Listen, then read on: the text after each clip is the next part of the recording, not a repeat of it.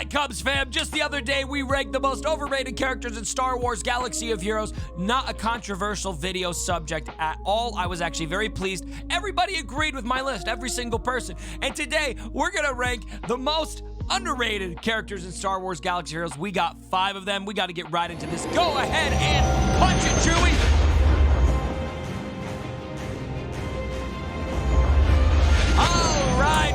Like I said, today we're ranking the most underrated characters in Star Wars Galaxy of Heroes. But before we get into that, I gotta give a heartfelt thank you to the fam today. We finally hit 50,000 subscribers. 50,000 subscribers on YouTube. I never would have thought when I started this channel 3.5 years ago that we would hit this kind of milestone. I remember starting my channel just on a whim, just to kind of help my guild mates learn how to use Jedi in Arena back in the day.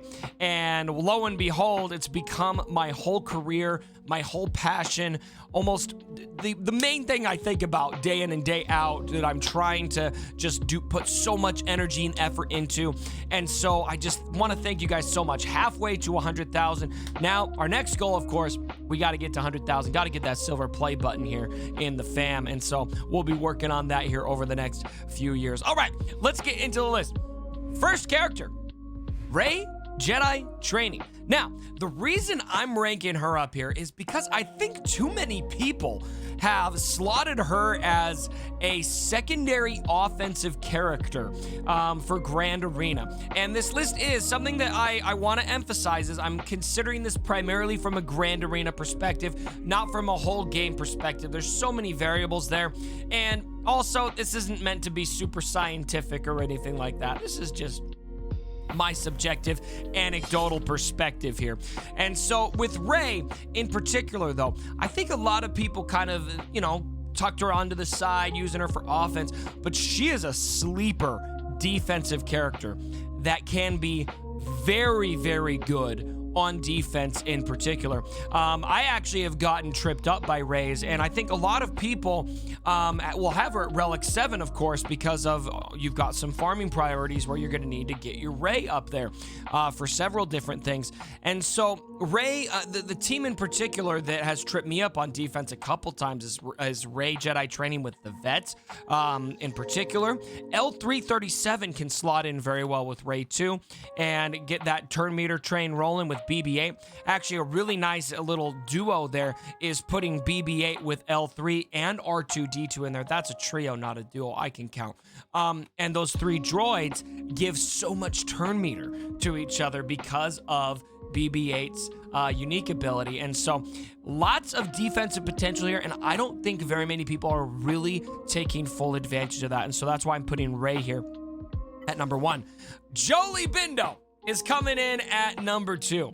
Now, Jolee, I think, tends to be viewed as a defensive character. He used to be very annoying to face.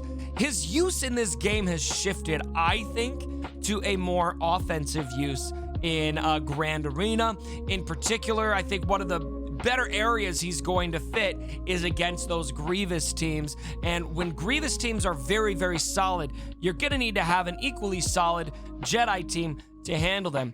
Jolee is what makes it possible to get 60 banners against Grievous. Now, I know Grievous was one of those overrated characters I put here. Part of that reason is because I feel like my Jolee just makes it very easy to get 60 not just beat Grievous, but get 60 banners against Grievous. And that doesn't just apply to Grievous. For Jolee Bindo, having that revive, having that healing, having that, all that he adds to this team. The Don't Interrupt Me ability is great as well. That tenacity and the immunity to turn meter reduction is very solid as well. I love experience and wisdom, gives him extra max health. It's going to give protection up and 30%, which is equal to, for 2 turns, equal to 30% of his max health.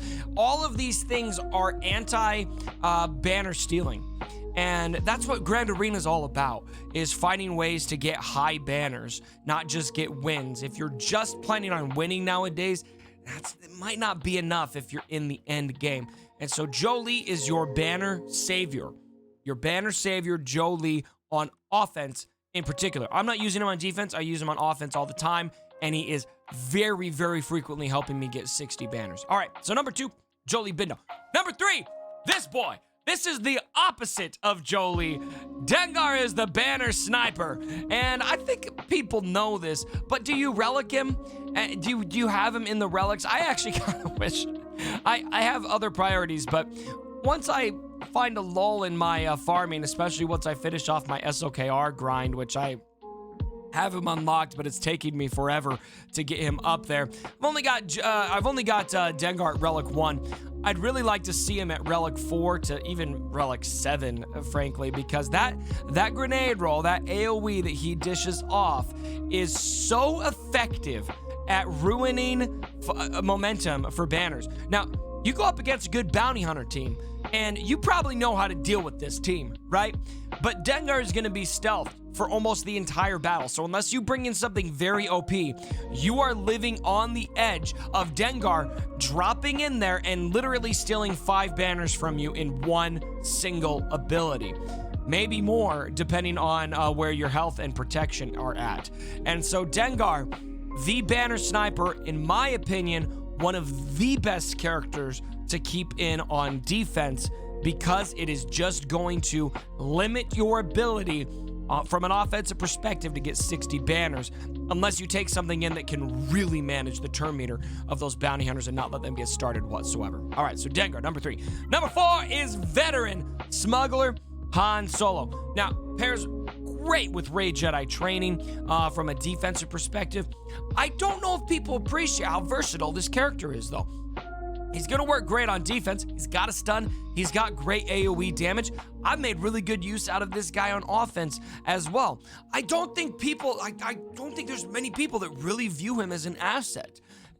Very underrated, in my opinion. And his damage output is really solid. He's even got the double tap on his basic on True Shot. I should actually probably Omega this because you got the stagger. You know what? Let's do it on the video. We're gonna give that. His basic ability is great. Swindle's a great unique ability. If you can get the Zeta on there, that's obviously great as well because there's additional armor penetration there. Really, really good potential here with that ability as well. Check this out. When it's fully maxed out, when an enemy gains a buff, Han gains 25% counter chance, stacking. So lots of countering until the end of his next turn. When Han gains a debuff, he gains 50% defense stacking until the end of his next turn. When Han gains any status effect, he gains 50% armor penetration stacking until the end of his next turn. Let's just picture that with BB-8 and JTR and all of the buffs that are going around there. This Zeta elevates. This is probably, I mean, if I were to make an underrated Zeta list, I'd probably throw this on the list too, because that armor pen combined with his AoE can just really wreck teams, and that's what trips you up. And this defensive team that I've seen with Ray Jedi training, BB-8, R2-D2, L3, and veteran Smuggler Han is the other component of that, it feels like a timeout team. But what makes the team so great is you've got this armor penetration if you've got the Zeta there on Swindle for veteran Smuggler Han, and it's a timeout team with an absolute bomb in the middle of it with what a veteran Smuggler Han can do. So don't sleep on Han. It's probably going to work best at Relics, but I don't think that's too much of an ask because the game's going to persuade you to farm him there for legendaries. All right, and the last one on the list is Mission. Mission. She has got so much use, and I think one of the reasons why we're not seeing her used quite as much anymore is because she was on an Old Republic team that just got easy to beat. Like, you could solo the Old Republic teams on defense. You can solo them with OG Kylo, all right? So here's the solution. You still use Mission and Zalbar, but use them in different areas of the game. They still have some amazing synergy. She's still able to apply that blind. She's still going to be doing lots of damage on her, this me and Big Z forever. She's got plus 50 offense. When Zalbar's present, he also gains this bonus. Once per turn, Mission assists when Zalbar uses an ability, period. When Zalbar takes damage from an attack, Mission gains 10% offense stacking for 2 turns. So Zalbar's taunting, you're attacking Zalbar, she's gaining offense for 2 turns, and then when Mission deals damage to an enemy, Zalbar recovers 10% health. What a great duo. And this doesn't need to be a defensive team. This can be an offensive team. This can be, you can put these guys in with the Mandalorian, the new Beskar Mandalorian. They can wreck from that perspective. There's a lot more to do with her. I think a lot of people wrote her off because that old Republic team got easy to beat, and it just doesn't need to be that way. And you guys are hearing sound effects. I have a sponsorship going on right now. I forgot to turn it off, but people are downloading Raid Shadow Legends. There they are. You can hear them going, so that's good stuff.